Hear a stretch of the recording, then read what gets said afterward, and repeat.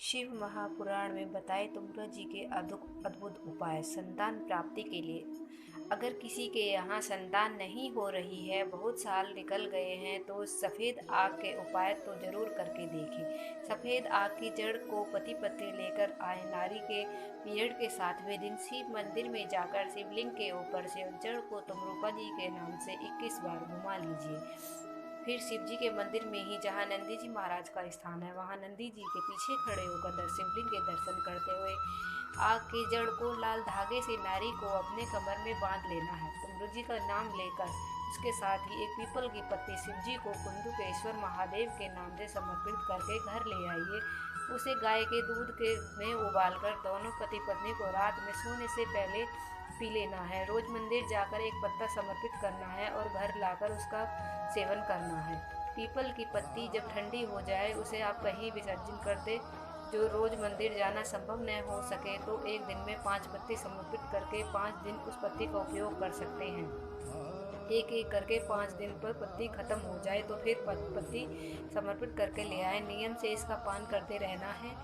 तब तक आपकी मनोकामना पूरी नहीं हो जाए, बाबा से दिल से विनती करना है। आपकी मनोकामना भी महादेव जरूर पूरी करेंगे। अगर किसी नारी का गर्भ 2-3 महीने चढ़ने के बाद बार बार गिर जाता है या बच्चा स्वास्थ्य पैदा नहीं होता है, तो डॉक्टर ने कहा हो कि ऑपरेशन से डिलीवरी होगी, तो उस नारी को अपनी लंबाई के बराबर एक मूली ले ले, एक नारियल में लपेट ले। तम्बरूका जी का नाम स्मरण करके शंकर जी के शिव मंदिर के पास नारियल को रख देना। ऐसा करने से जच्चा बच्चा पैदा होगा, स्वस्थ पैदा होगा और गर्भ भी नहीं गिरेगा। अगर डॉक्टर ने जच्चा ऑपरेशन करने के लिए बोल दिया है तो एक काम करिए कि गुड़ के 7 टुकड़े लीजिए और उसमें अपने दाहिने हाथ की हथेली में रखकर तम्बरूका जी का नाम लेकर शिव जी के शिवलिंग पर घुमाकर उस गुड़ को गर्भवती नारी को थोड़ा थोड़ा करके खिला दीजिए।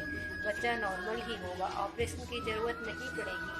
श्रावण मास का पहला दिन और आखिरी दिन तम्बरूका जी का नाम लेकर अशोक सुंदरी वाली जगह पर एक बेलपत्र जो अर्पित कर देते हैं, उनकी सभी घर में वंश की कभी नहीं होती, संतान अवश्य प्राप्त होती है, वंश बढ़ता है। रोग मुक्ति के लिए घर में किसी को बहुत ज़्यादा बड़ी बीमारी हो गई है, कोई वेंटिलेटर पे पड़ा हुआ है और बचाने की उम्मीद भी नहीं है, तो एक बार उपाय करके देखे। 2 कलश ले ले, एक में दूध भर ले और दूसरे में जल। दोनों कलश में 5-5 बेलपत्र डाल ले। एक शंकर जी के मंदिर में जाएं। जो व्यक्ति बीमार है उसका नाम और गोत्र बोलकर तुमरू जी का नाम लेकर स्मरण करके श्री शिवाय नमस्तुभ्य का जाप करके जल को शिव जी के ऊपर शिवलिंग पर चढ़ा दीजिए।